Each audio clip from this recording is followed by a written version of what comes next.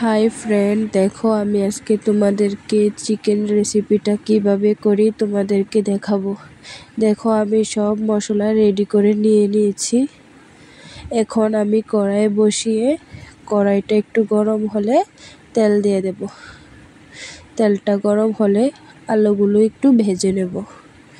দেখো আলু দিয়ে দিলাম, তারপর হলুদ লবণ একটু দিয়ে লাল লাল করে ভেজে নেব।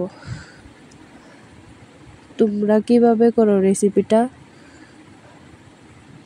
তোমাদেরটা আমাকে বলো কমেন্ট করে।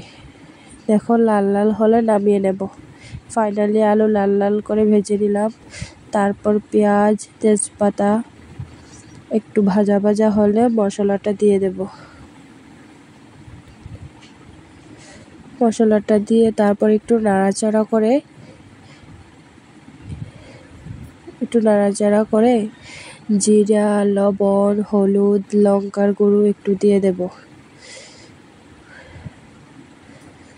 দিয়ে একটু ভাজা ভাজা করে চিকেনটা দিয়ে দেব।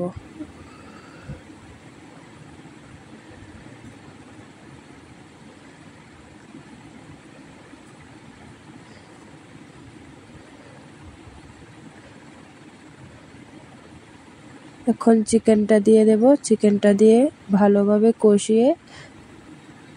কষিয়ে তারপর আলুটা ছেড়ে দেব।